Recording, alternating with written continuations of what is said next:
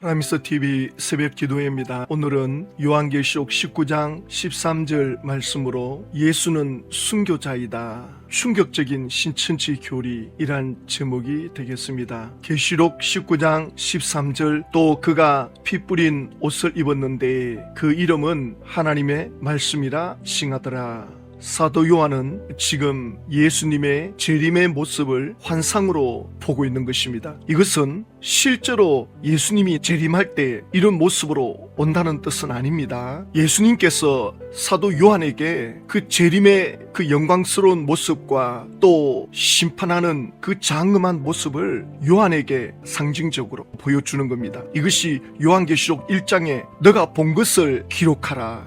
내가 너에게 보여주겠다. 이렇게 말씀하셨거든요.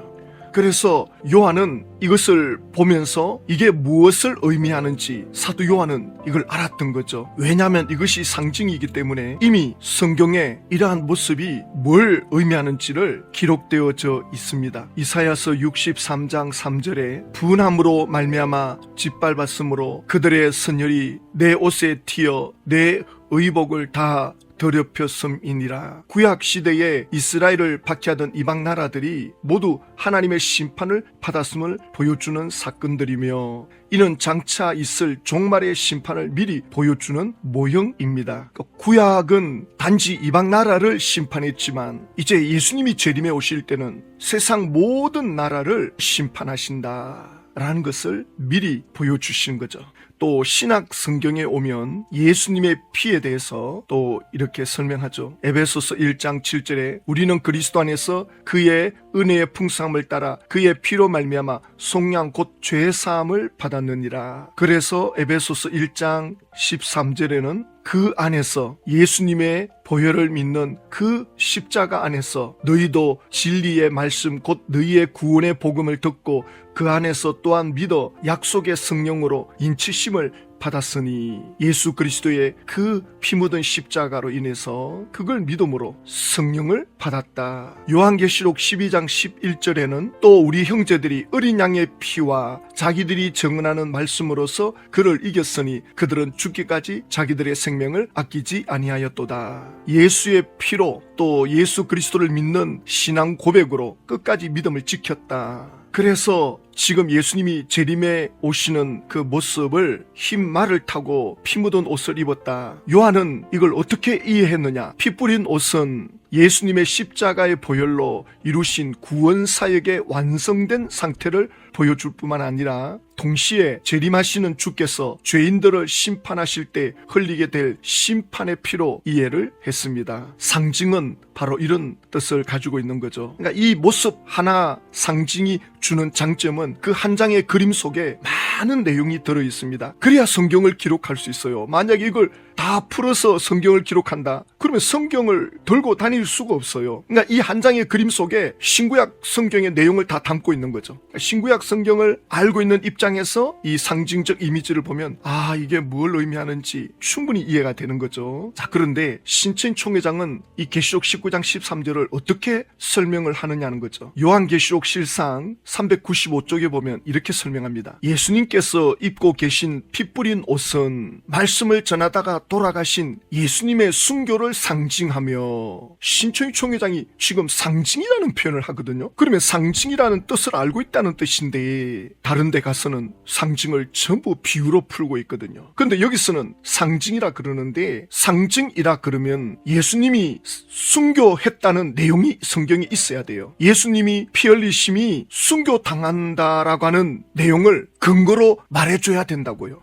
순교라는 사건을 말씀해 줘야 되는데 구체적으로 제시해 줄 만한 말씀이 없습니다. 자기 방식대로 지금 이거 풀고 있거든요. 이 굉장히 충격적인 겁니다. 이건 정말 예수님을 모독하는 겁니다. 예수님을 우습게 여기는 겁니다. 예수님의 십자가의 공로를 완전히 짓밟는 겁니다. 이거는. 그리고 또 하는 말이 예수님의 이름을 하나님의 말씀이라고 하는 것은 예수님께서 말씀이 육신이 되어 오신 분이기 때문입니다. 지금 예수님이 재림하는 이 모습, 흰 말을 타고 오는 이 모습 속에 피 뿌린 옷을 입었다. 또 예수님의 이름은 하나님의 말씀이라. 그래서 예수님의 이름이 하나님의 말씀이다 하는 이 내용을 가지고 신정희 총회장은 예수님은 말씀이 육신이 되어 오신 분이다. 이 말씀이 요한복음 1장 14절에 나오죠. 말씀이 육신이 되어 우리 가운데 거하심에 우리가 그의 영광을 보니 아버지 독생자의 영광이요 은혜와 진리가 충만하더라. 이거는 지금 신약 성경을 지금 인용했잖아요. 신정희 총회장이. 말씀이 육신이 되어 오신 분이다. 자, 그런데 요한복음 1장 14절 말씀을 하기 전에 요한복음 1장 1절에 보면 태초에 말씀이 계시니라. 이 말씀이 하나님과 함께 계셨으니 이 말씀은 곧 하나님이시니라. 예수님은 이 땅에 인간의 몸을 입고 오기 전에는 영원 전부터 하나님과 함께 말씀으로 계셨던 분입니다. 로고스라 그런 표현을 쓰거든요. 우주의 근원이 되는 로고스, 이걸 이제 말씀으로 해석을 했는데 예수님은 창세전에 말씀으로 계셨고 하나님 아버지와 함께 계신 분입니다. 그래서 요한복음 1장 2절에 그가 태초에 하나님과 함께 계셨고 바로 이 말씀이 인간의 몸을 입고 육신이 되어 이 땅에 오신 거거든요. 근데 신천지에서는 예수님이 태초에 말씀으로 계신 분이 아니다. 이 말씀은 그냥 하나님이시다. 예수님이 아니다. 이렇게 나오거든요.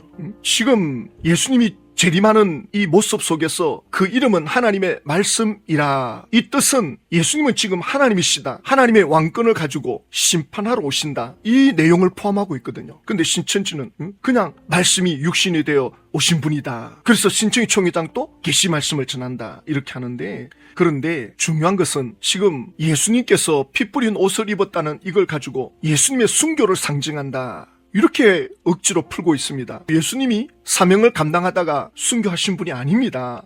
예수님의 죽음은 순교가 아닙니다. 요한복음 10장 17절에 내가 내 목숨을 버리는 것은 그것을 내가 다시 얻기 위함이니, 예수님이 죽으시고 부활하시는 이 사건 내가 원해서 하는 거다. 그래서 하나님 아버지가 나를 사랑한다. 아버지와 나는 사랑의 관계다. 나는 내 목숨을 내가 원해서 버리는 거다. 18절 보세요. 이를 내게서 빼앗는 자가 있는 것이 아니라 내가 스스로 버리노라. 내가 누구에 의해서 죽는 것이 아니고 내가 스스로 내 목숨을 버린다. 왜 버리느냐? 마태복음 20장 28절에 인자가 온 것은 섬김을 받으려 함이 아니라 도리어 섬기려 하고 자기 목숨을 많은 사람의 대속물로 주려 함이니라. 예수님의 목숨을 많은 사람의 희생 제물, 많은 사람들의 대신 드려지는 제물로 예수님의 목숨을 바친다. 이렇게 말씀하고 있잖아요. 히브리서 9장 26절에는 이제 자기를 단번에 제물로 드려 죄를 없이 하시려고 세상 끝에 나타나셨느니라. 그러니까 구약 성경을 알면 이 내용이 너무나도 마음에 와닿죠. 인간이 죄에 노출되었을 때 하나님과의 관계가 끊어지고 멀어집니다. 그래서 그 관계를 회복하려면 죄값을 치러야 됩니다.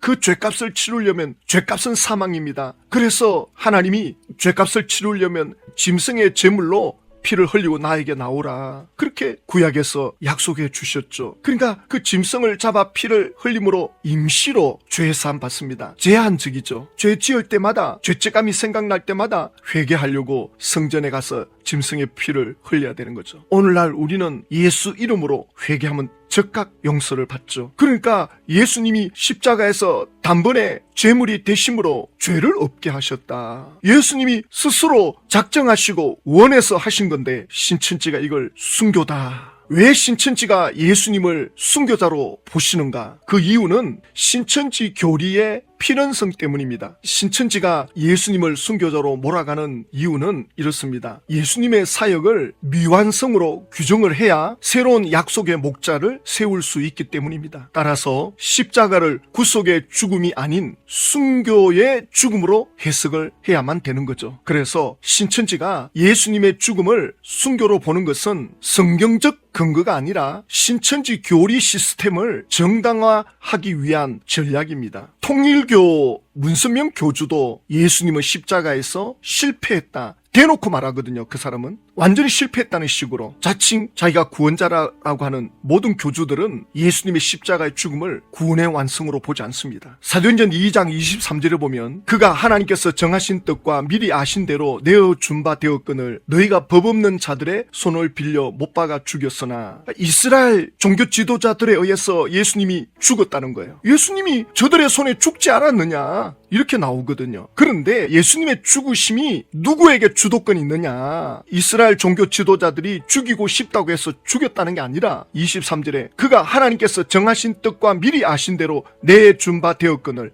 하나님의 정한 뜻입니다. 예수님의 죽으심이, 예수님이 이 땅에 오셔서 죽으심이 이미 하나님께 작정되어 있는 뜻입니다. 에덴 동산 때부터 인간이 죄를 지으면 그 죄값을 예수님이 치르기로 이미 정해져 있었습니다. 주도권이 하나님께 있다고요. 이스라엘 종교 지도자들이 죽이고 싶어서 죽인 게 아니고 하나님의 뜻이 먼저 있었습니다. 다만 이스라엘 종교 지도자들이 거기에 도구로 사용된 거죠. 신천지에서 이거 강하게 이야기합니다. 신천지 관계자에게 깊이 대화해보면 예수님의 십자가의 죽음을 마치 그 종교 지도자들에 의해서 어쩔 수 없이 죽은 것처럼 그런 뉘앙스로 말을 하는데, 이야, 이 사람들 완전히 통일교 교리를 그대로 설명하고 있는데, 사도행전 2장 24절 하나님께서 그를 사망의 고통에서 풀어 살리셨으니 이는 그가 사망에 매여 있을 수 없었습니다. 그렇죠. 예수님이 죄가 없는 분인데 죽어야 할 이유가 없죠. 그래서 대신 죽으셨지만 죄가 없기 때문에 다시 하나님이 살리시는 거죠. 부활하신 거죠.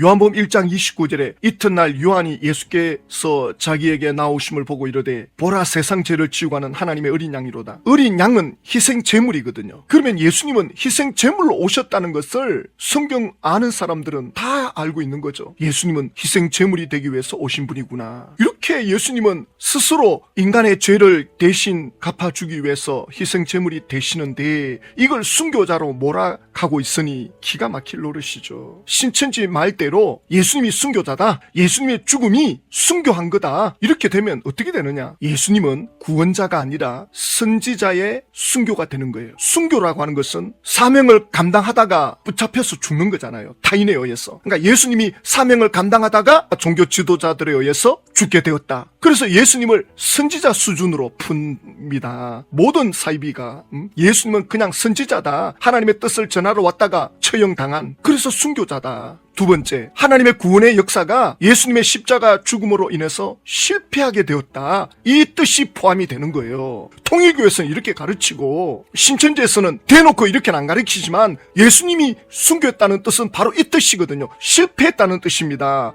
그래서 다시 예수님이 이제 역사해야 되는데 신천지 총회장을 들어 이 시대 구원의 역사를 이룬다는 겁니다. 이런 날강도가 어디 있습니까? 이런 사탄의 가르침이 어디 있습니까? 세 번째, 예수님 다음으로 약속의 목자가 있어야 된다는 주장을 하는 거죠. 왜냐하면 예수님이 구원을 완성을 못했어요. 그러니까 신천지 총회장이 나와서 하는 말이 예수님의 구원은 그때 잠시 이루어진 거고, 그러니까 끝까지 이루지 못했다는 거예요. 예수님의 구원이 십자가로 중단됐다는 거예요. 그때까지만 구원이 이루어졌고 지금 다시 예수님의 재림의 때에 총회장을 들어 약속의 목자를 통해 구원의 역사를 이룬다. 이 무서운 말을 지금 하고 있는 거예요. 이거 자기가 구원자라는 겁니다. 예수님 다음으로 구원자로 이 땅에 왔다는 겁니다. 신천지 총회장이. 그러니까 이걸 계속 신천지 안에서 듣는 사람들은 총회장을 예수님하고 똑같이 여긴다고요. 구원자로 여깁니다. 이거 제대로 계속 들으면 총회장이 이 시대의 구원자다, 예수님 다음으로 구원하러 오신 분이다, 이렇게 딱 마음에 박힙니다. 요한복음 19장 30절에 예수께서 신포도주를 받으신 후에 이르시되 다 이루었다 하시고 머리를 숙이니 영혼이 떠나가시니라. 다 이루었다. 구원의 역사를 다 이루었다. 하나님의 뜻을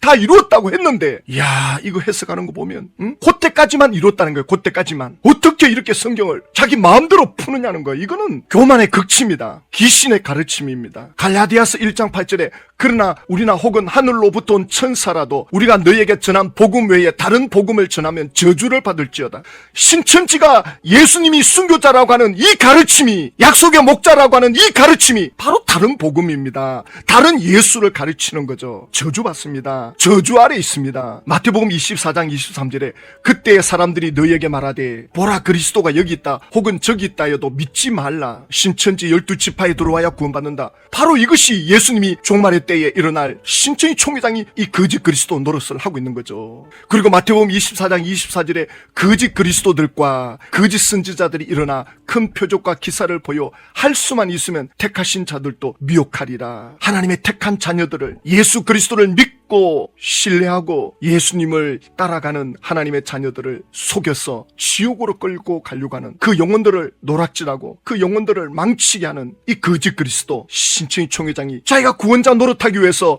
예수님을 순교자로 만들어버리는 이 신천지 교리 너무나도 사악한 거죠. 우리가 하나님의 자녀라면 예수님을 통해서 우리가 구원받았다, 예수님의 그 피로 나의 죄를 사함받았다, 이 일로 인해서 내가 천국 백성이 되었고 하나님의 자녀가 되었다, 영생의 복을 누렸다 라고 하는 믿음이 있다면 신천지 총회장이 예수님을 순교자로 몰아가는 이 사실에 분노 안 할 수가 없죠. 아멘.